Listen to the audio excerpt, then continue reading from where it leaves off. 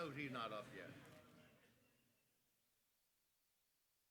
Good morning to everyone, and we'll go ahead and beginning. And while we're here, Colonel, if you would just turn around. We privileged this morning to have with us this morning the Colonel, Virginia State Police Superintendent Gary Settle. He's headed out to get a cup of coffee, so you get a cup of coffee, come back and join us. We appreciate you being here, though.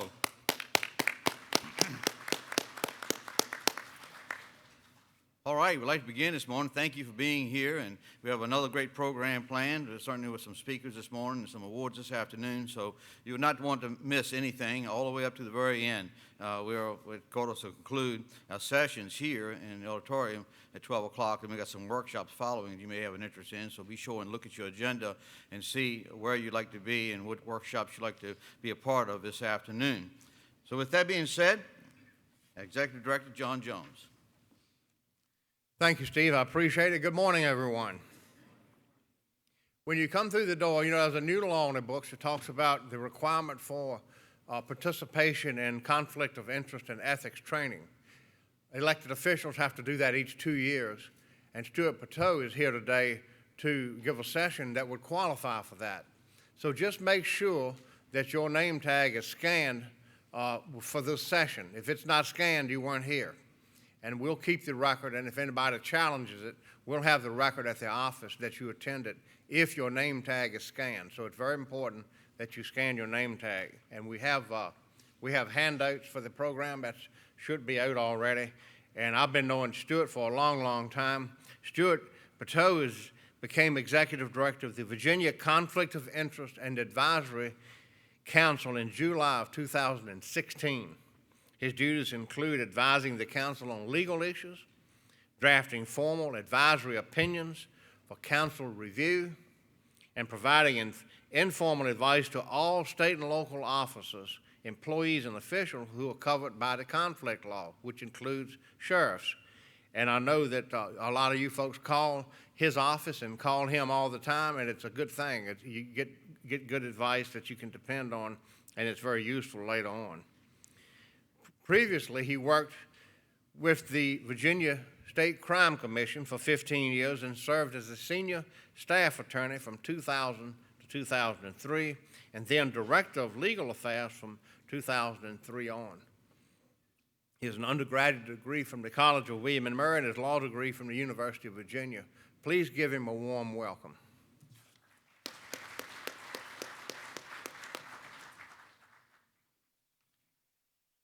Thank you, Stuart. Thank you, John. Hello, can everyone hear me? Very good. I need to start off with an apology. I recognize that this topic can be very dry. It's not actually the most interesting. However, as you heard John Jones just say, that there is a new requirement that went into effect on July 1 that all locally elected public officials, which does include sheriffs, are required to have a mandatory training. I was not responsible for this. I'm lazy. I don't want to give myself more work. But the General Assembly thought it was important that especially constitutional officers be aware of some of the important facets of the Conflict of Interest Act, so they've mandated training. The good news is that we are first thing here in the morning, so once we suffer through this, the rest of your day is going to be so much more fun and lively than what I'm about to go through this morning. Does everyone have a handout, I believe? If you don't, please let me know. We'll get you one. This handout that we use for our training basically consists in large part of actual just copying the language from the Code of Virginia. But what I go is I point out important things you should know. I will give you some tips. You may want to scribble some things down. And with that, let's go ahead and get started. We're going to breeze through this in 45 minutes. The council, of which I'm the executive director, is a fairly new creation. It was created by the General Assembly in 2015. And we are a member of the legislative branch of government. The reason why this is important is because the council does not have any investigatory authority, and we do not have any enforcement authority. In fact, we were designed instead to be advisory. We are here to provide confidential help and guidance to anyone who works at any level or state or local government. I always tell people we are the ultimate safe harbor. You can always come to us. I am an attorney, so any conversation we have is attorney-client. Any papers that you give me to review or any contracts, which I occasionally do, is also going to be confidential, will not be released.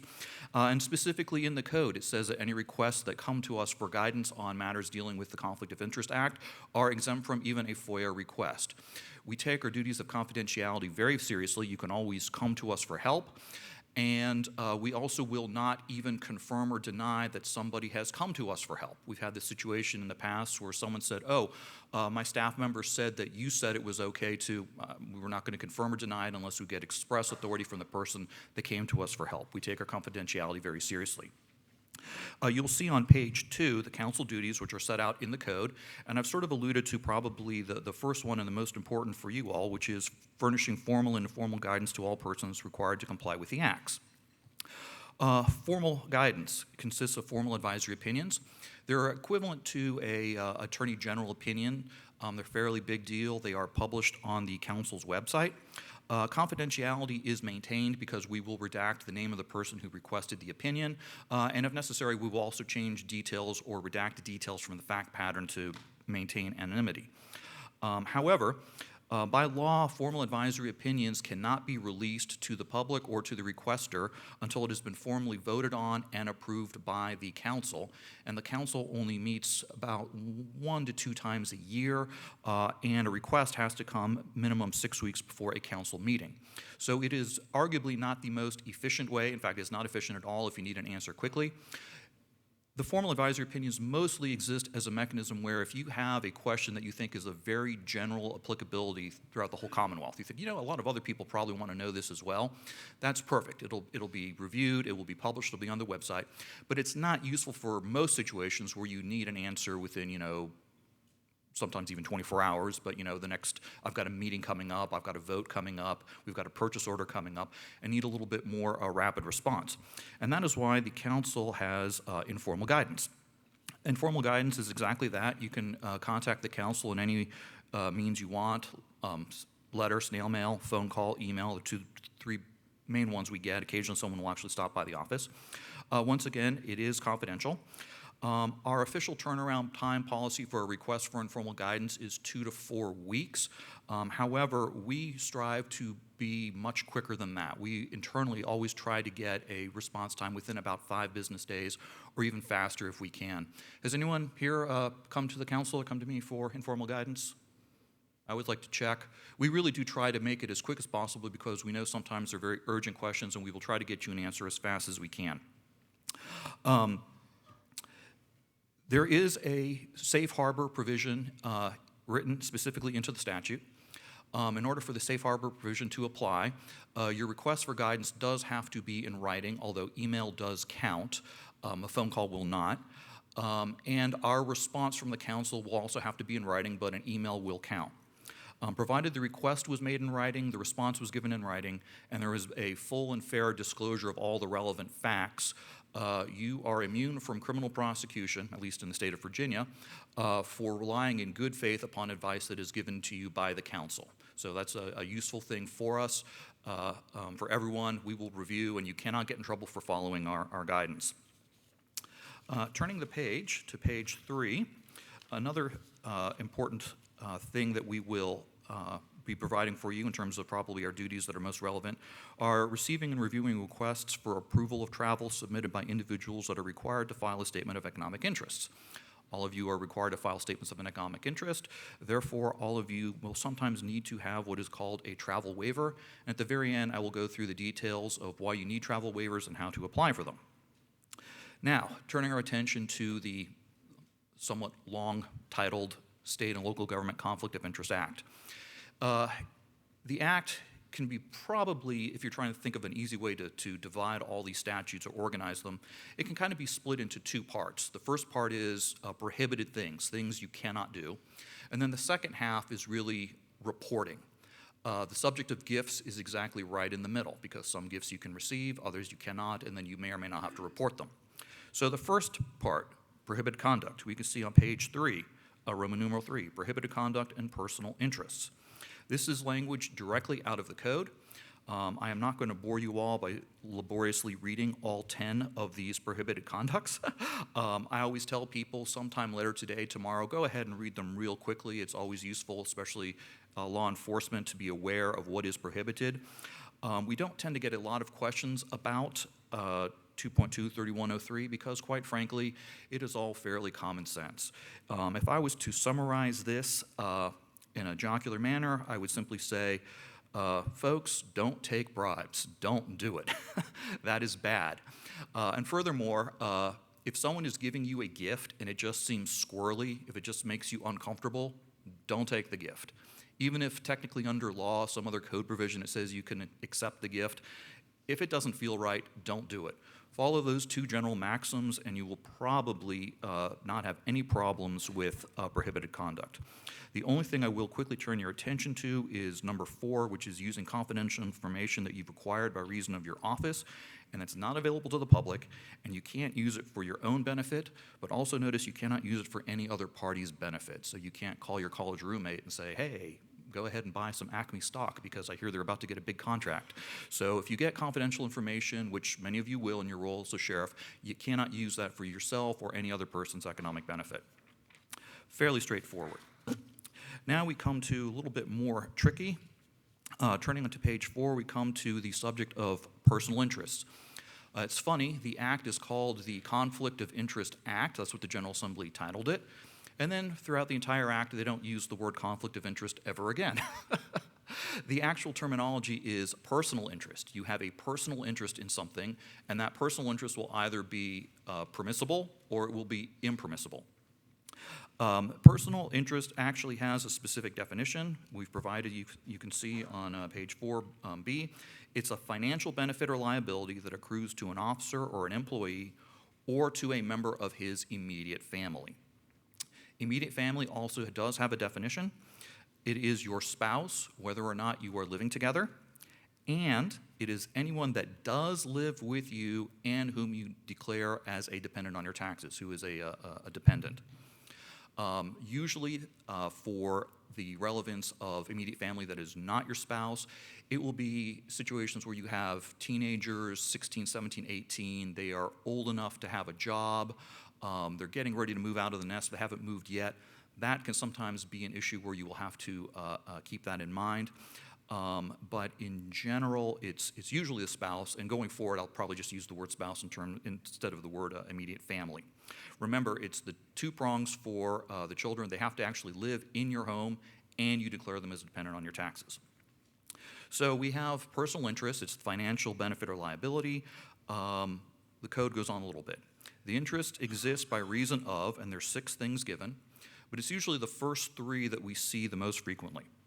It's ownership in a business if the ownership interest exceeds 3%, or 2 and 3, you get annual income that exceeds or can be anticipated to exceed $5,000 from ownership in real or personal property or a business, or number 3, a salary or other compensation that once again is exceeding or anticipated to exceed $5,000 annually. So easy way to remember you have a personal interest is 3% ownership in the company or you get more than $5,000. Very quick example, my spouse works for the local florist shop. She gets paid more than $5,000 a year. This is important for me to remember because even though I don't work for the florist shop, anything that impacts my wife because of her personal interest, it gets imputed to me. And that will include gifts as well, so that's why you also need to keep in mind not just your interest, but your spouse or immediate family member. So we have personal interest, and we've defined it. Basically, I'm getting money from an organization, I have an ownership interest in a company, something like that. How does this apply? Take a look at C on the bottom, getting near the bottom of page 4. Personal interest in a contract. The general rule is you cannot have a personal interest in a contract with your agency other than your own contract of employment. So, how does this apply? I work for the Division of Legislative Services. The Division of Legislative Services has decided that they want to spruce things up. They want to have flowers on each of the floors. Nice floral bouquet. It looks good when the members of the General Assembly come in. And my spouse owns the best floral shop in the city. And DLS is getting ready to go ahead and buy flowers from the shop where my wife works. Show of hands, does anyone start to see that we may have a problem here?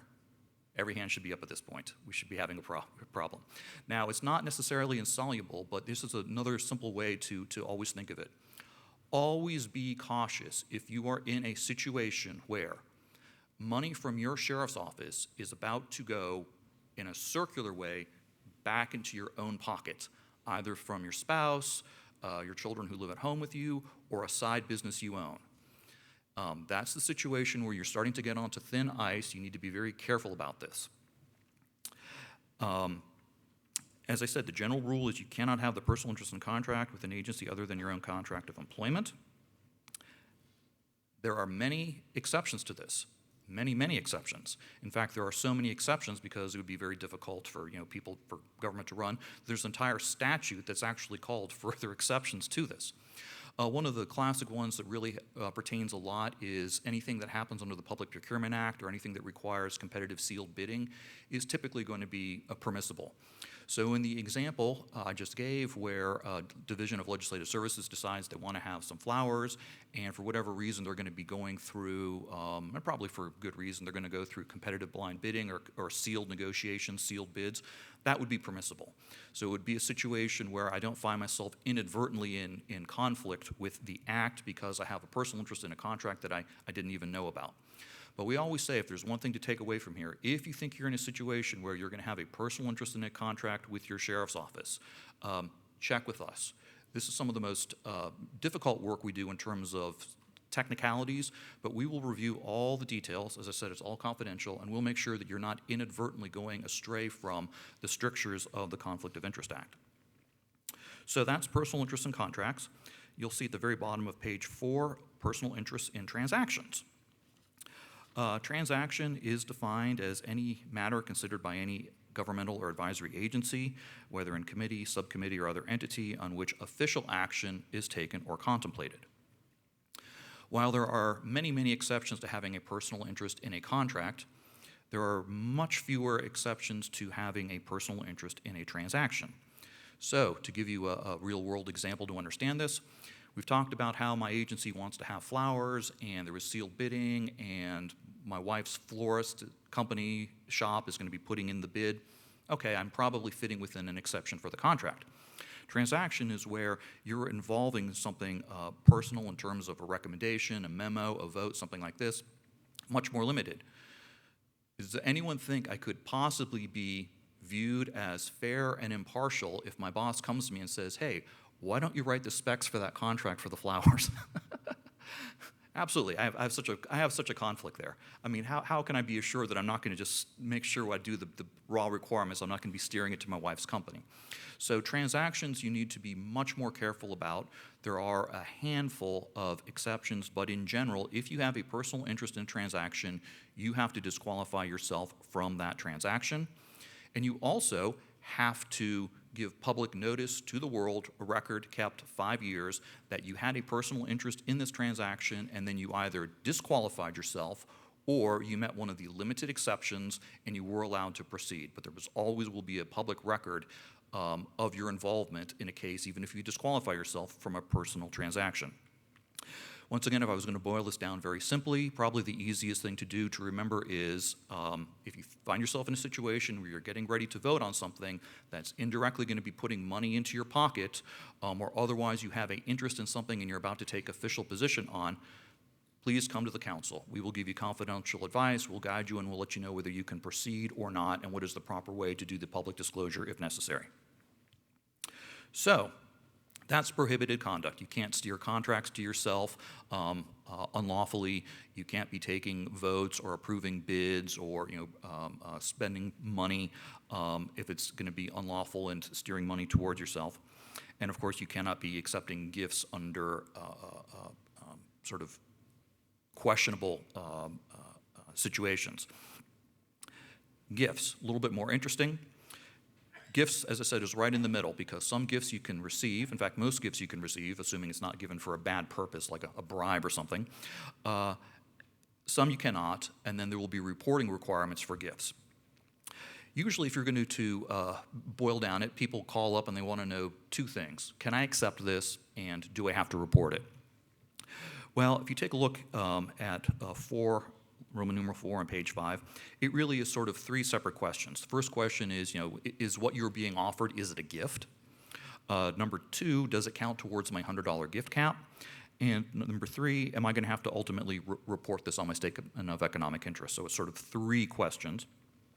There's a little bit of background factuals that you will always need to know, which is who is giving you the gift. That is very important. If your grandmother is giving you the diamond ring that she got from her mother, I mean, that's a beautiful story. That's a family heirloom being passed down. That is going to be acceptable. If the local bank is just giving you a diamond ring for no good reason, stop. Something is not right there. That is not a heartwarming story. That is a headline in the making. So who gives the gift is actually a very important thing, and I stress this because a lot of times we will get questions, usually involving tickets, and I'll say, well, who's giving you the tickets to the sporting event? Who's giving you tickets to the NASCAR? I don't know. Well, please find out, because I can't begin to advise you if I don't know who's giving you the ticket, because I don't know either. So we need to know who is it that is giving you the gift. We need to know what is it. And specifically, that is because you're going to hear me repeat over and over again. Travel, offers to go on conferences, trips, educational opportunities. They have heightened reporting requirements. And then lastly, what's its value? Those are the 3 things we need to know. So the legal questions. Is it a gift? Does it count towards a $100 gift cap? Do I have to report it? You can see on A, under 4, definition of a gift. It's huge. It is everything. A gift is any gratuity, favor, discount, entertainment, hospitality. Always assume that something that is being given to you has value and it is a gift. So everything is basically a gift, but then the General Assembly went and they carved out sort of 16 exceptions for purposes of the Conflict of Interest Act. They've carved out a number of them. We've listed them all. I'm just going to go through some of the ones that are probably most relevant for you that you may encounter. Number 5, any gift that's related to the private, profession, or occupation or volunteer service of the official or a member of his immediate family. If something is truly coming to you in the guise of personal business or something from your spouse, that's not viewed as a gift and you can accept it. Believe it or not, we had an instance where a state official's spouse won the #1 insurance salesperson for the Mid-Atlantic region, got a 5-day all-expense-paid cruise to the Bahamas from an entity that clearly is a lobbyist principal. You can accept that. That wasn't given to you. It was given to your spouse. Those gifts you can accept. If you have any questions about the propriety of accepting something or whether we'll qualify, once again, always feel free to contact us. 6 and 7, I think you will probably encounter a fair amount. 6, food or beverages consumed while attending an event at which the filer is performing official duties related to your public service. Cups of coffee, sit-down lunches, banquet dinners. If you are there in your official duty, which I could see for sheriffs that may be a big part of your work in your communities, you can accept those. Those are gifts. Related is number 7, food and beverages received or registration or attendance fees waived for any event at which you are a featured speaker, presenter, or lecturer. So, John Jones very kindly invited me to come to present to you. If I wished, I could attend the whole conference. I'm not having to pay for it because Mr. Jones is very kind. I can accept this. I can eat the muffins. I can have the sit-down lunch. This is all acceptable. It's not a gift. I can accept it. Number 7, I want to point out, it's the food, beverages, and the attendance fees. Notice there's no mention of lodging in that exception and no mention of travel. Because lodging and travel, you may be able to accept it, but you probably will have to report it, and you may need a travel waiver. Turning the page 6, you will see, once again, number 11, travel. Travel is paid for or provided by the government of the United States, any of its territories, any other state, any political subdivision. Bottom line, one way to think about it is you can always accept someone paying for your travel if it is for official business. You'll be able to accept the travel, but you may have to report it. Number 14, gifts with a value of less than $20. I call this one the real lifesaver. A lot of times you'll go to conferences and there's people and they're giving out little keychains and cushies and little coasters, things like that. It's less than $20. You can accept it, not a problem. In fact, the General Assembly has decided that that amount is so de minimis you do not even have to keep track of it. You can accept these things. Number 15, attendance at a reception or similar function where food, such as hors d'oeuvres and beverages that can be conveniently consumed by a person while standing or walking are offered. The General Assembly put this in 2 years ago because they themselves love to go to those events where you get to stand around and schmooze and eat the little meatballs on the toothpicks, things like that. The one thing I will caution you, many times contractors and lobbyists, they will try to push this. They will try to say, oh, it really was a stand-up event. And we've cautioned, no, it was not a stand-up event. You were having a lobster tail and a steak. Yeah, there was one stand-up table, but everyone was seated. So once again, if you think that it's being incorrectly offered to you as a stand-up event, but it really is not, go ahead and check with us. Sometimes it just will not suffice. But the true stand-up cocktail kind of things, happy hour, hospitality suites, those will count as not a gift. They can be accepted. And then lastly, number 16, we have gifts from relatives. You can always accept a gift from a relative, and gifts from personal friends. Take a look at the very last sentence on 16. For purposes of this definition, a personal friend cannot include anyone that you know is a registered lobbyist principal, which means it's a company that has hired or retained or employs a registered lobbyist, or, very important here, write this in, anyone that has a contract or is seeking to get a contract with your office. So if someone is trying to get the contract to service your cars and they want to give you a gift, you cannot say, oh, well, he's a personal friend. I've known him for 20 years. That will not count as a gift exception.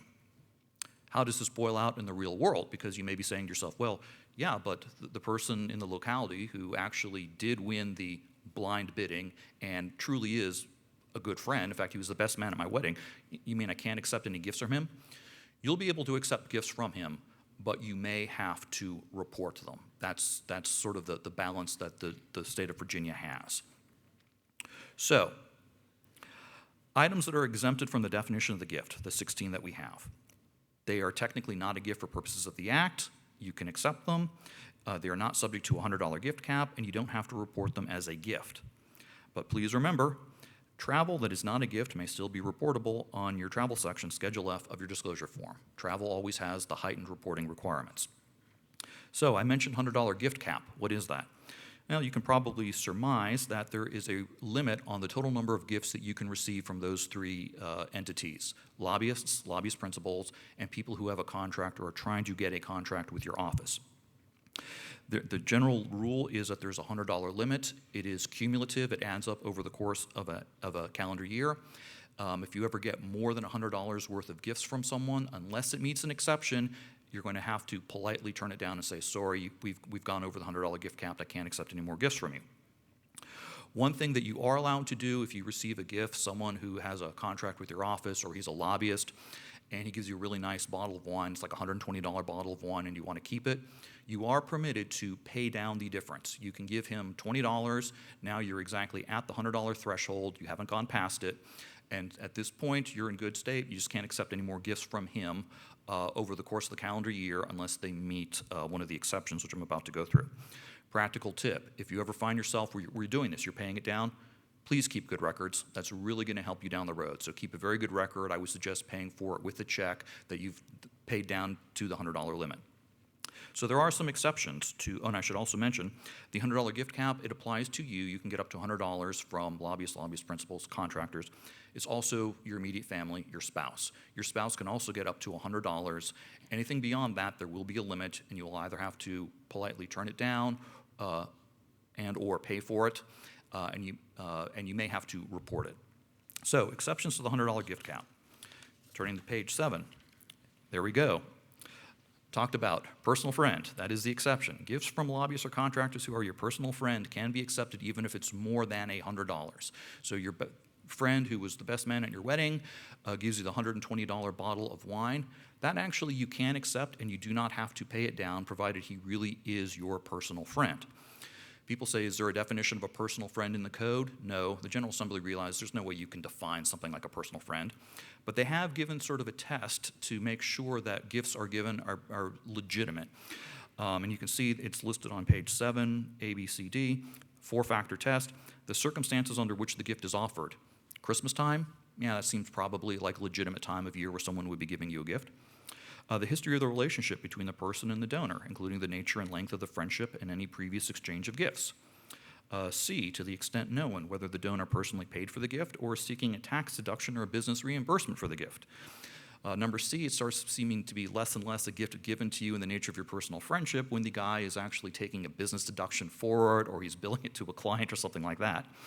And then lastly, whether the donor has given the same or similar gifts to other persons required to file the disclosure form. So your good friend gives you a set of golf clubs. Fantastic. It turns out he gave every sheriff throughout the Commonwealth a set of golf clubs. That's really not seeming like it's a personal friend gift. He's just giving it to everybody. He's doing what lobbyists do, which is try to schmooze. So, but assuming it is given in the nature of a personal friendship, that is an exception. You can accept gifts that are worth more than $100 from a personal friend. It's just that you will have to, repeat it after me, will have to report it. Second large exception that we encounter a lot is the widely attended event exception. You can see that on 2. Food, beverages, entertainment, the cost of admission to a widely attended event is an exception to the $100 gift cap. Please note there are 2 prongs that have to be satisfied for this exception to apply. At least 25 people have to be invited or are anticipated to attend the event, and it has to be open to individuals who are all members of a public, civic, charitable, or professional organization. They're from a particular industry or profession, or they represent persons that are interested in a particular issue. So a good example I use is the annual Red Cross fundraiser Gala Ball, the big black tie event that's held up in Washington, D.C. It's like $500 a ticket. But it's maybe important for me in my role to be there, and or I would like to go. More than 500, it's all members of the Red Cross, they're all interested in an issue. I can accept that ticket. But I will have to report it on my next statement of economic interests. Many times, lobbyists and organizations are overly keen to say, oh yeah, it's a widely attended event, don't worry about it. Can I go to this event? Oh yeah, you go, don't worry about it, it's a widely attended event. If you have any questions about it, please check with us, because once again, we can verify that it is in fact a widely attended event. And of course, once again, if it's in writing, then you are protected. So if you have any questions, come to us. We'll ascertain whether you can accept it or not, or you'll have to pay for your own way. And then lastly, travel that is approved by the council via a travel waiver. The reason why this is an important exception is these days, unless you're traveling by Greyhound bus, and not even then, it's pretty hard to travel anywhere in the state, let alone out of state, nor stay anywhere and not get over $100. So think about it. I've been invited by the International Sheriff's Conference to present in Chicago, but they are a lobbyist principal, or they hire a lobbyist. How can I go? I mean, there's no way I can get to Chicago on my own budget, and it's going to cost more than $100 to get there. That's why we have this exception. For travel that's being paid for by a lobbyist or a lobbyist principal or a contractor, you can go over the $100 gift cap, but you will need a travel waiver. Talk about that at the very end. Remember, an exemption from the gift cap is not an exemption from your requirement to report a gift. In fact, it's the exact opposite. If ever you're saying to yourself, I can accept this because it meets one of the exceptions to the gift cap, I don't have to worry about the $100 limit, that is precisely the thing that you will have to report on your statement of economic interests. Reporting of gifts. The general rule is you have to report any gift that's valued over $50 or any combination of gifts over $50 that you receive over the course of a year if it's coming from a lobbyist principal, or someone that has a contract or is seeking to get a contract with your office. Also applies for your immediate family, for your spouse. You're going to have to go ahead and report. So a simple way I tell people to remember this is write down 3 numbers, 20, 50, 100. Under $20, you can always accept that. It's just too de minimis. $50, once you hit the $50 aggregate limit from a lobbyist principal, or contractor, you're going to have to report it. And over $100, be careful. You're about to hit the cap. Is there an exception that lets you accept this gift? Another practical tip, if you have someone that is a contractor with your office or is a lobbyist that you're friends with, you will have to just keep, and I have to do this too if you're going to accept gifts. Some people have a policy they accept no gifts. You'll just have to keep a running tally throughout the year. It will help you out. Under 20, you don't write down, but you got one $30 lunch, then you got a $40 bottle of wine. Bingo, I'm over 50. I'm going to have to report it at the end of the year. So you will have to keep sort of a running tally of gifts that you receive from the lobbyists, organizations that hire lobbyists, and of course contractors. Nothing in the law says you ever have to accept a gift that you do not want. You are allowed to refuse gifts. You are allowed to return gifts. You can also pay for the full value of the gift. It has to be the full value, but if you pay for the full value of something that you have been given, that's the same as you didn't really accept the gift, you paid for it. So in that case, you don't need to worry about it. Once again, practical tip, keep very good records of that. Keep your check, proof that you paid for it. And there is one last exception. You are allowed to take your gift and give it to a recognized charity. If you do that, it does have to be a recognized charity, something the equivalent of 401c3. Just giving it to your secretary may be very nice, but that does not count as a charity. Throwing it in the trash can does not count as giving it to a charity. It has to be a recognized charity, and you are not allowed to then take the tax deduction on it for the charitable giving, because at that point you still were getting value from the person that was giving you the gift you didn't want. But that is the other thing you can do. So refuse it, return it, pay for the full value, give it to a charity, and do not take the tax deduction.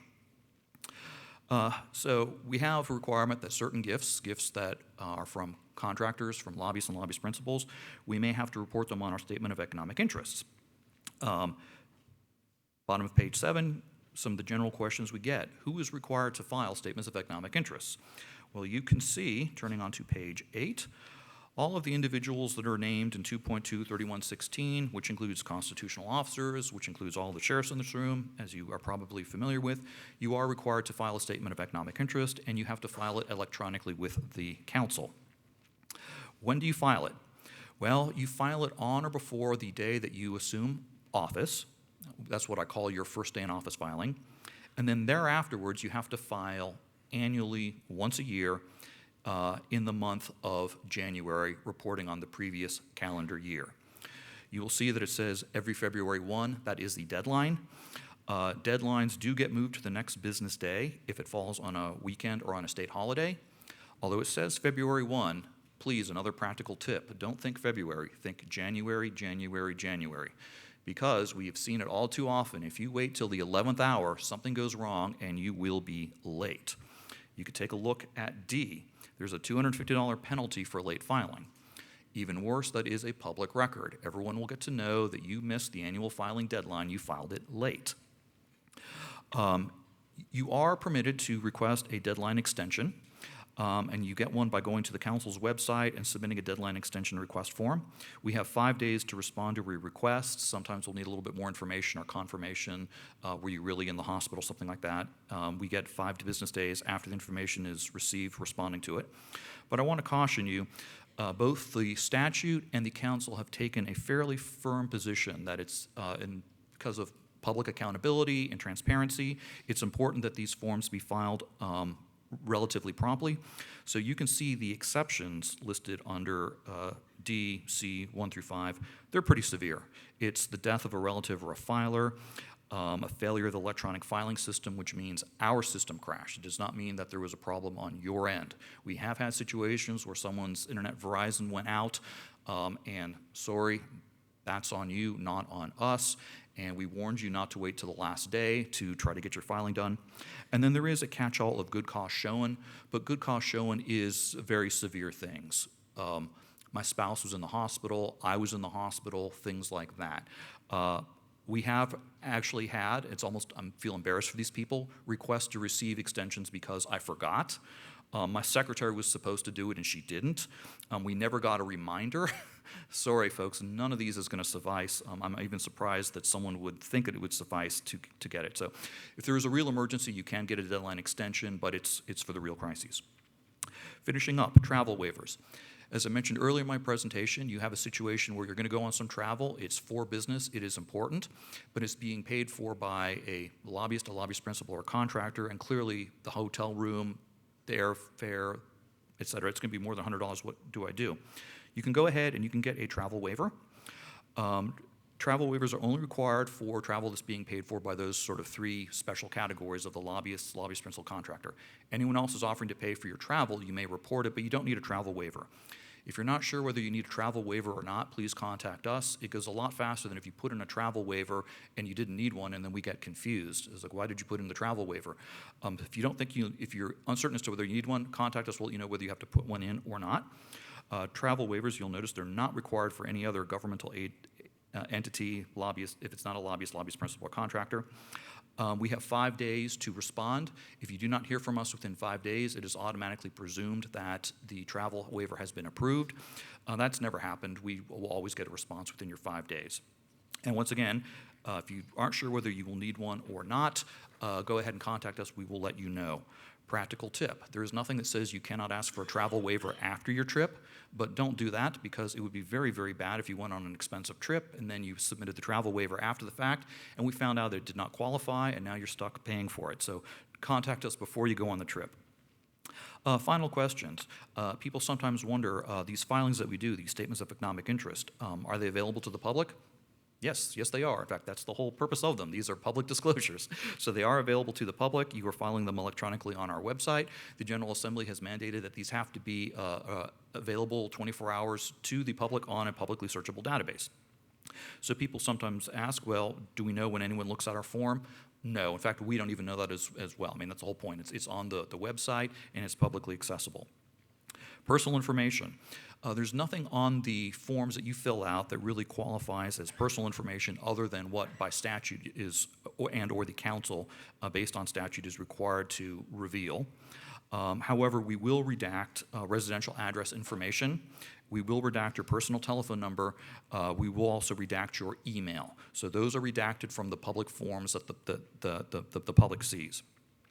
We do not redact the names of minor children. However, you do have the option if you so desire for privacy's sake or security. You don't have to give their names. You can simply say minor child A, minor child B, minor child C. But that is your choice. Some people choose to do that, others do not. We will not redact that. If you name your minor children, we'll assume it's because you had no problem with that information being readily available to the public. And lastly, training. What training is required? Well, all local elected officials are now required to have training at least once every 2 years. If you were in office as of July 1, you have until December to take the training. Anyone who comes into office, so if you have any fellow sheriffs who are coming into office between July 1 and December, they actually have 2 months to take their training. And how often do you have to have a repeat of the training? It's once every 2 years. So the good news, folks, is thank you for suffering through this with me, but you are now good for 2 years. Congratulations. And lastly, people ask who's keeping the records. It's the clerk of your locality. They're responsible for it, but it may be helpful for them to let them know, oh, I was at the sheriff's conference, I took the training. Your clerk may find that very helpful because they're supposed to keep a list and verify as to who's in good stead in the locality and who is not. Anyways, thank you very much. Contact information is on the very last page. As always, if you have any questions about the Conflict of Interest Act, always feel free to come to us. We will always do our best to help you with accurate and rapid responses. Thanks. Thank you very, very much. Appreciate it.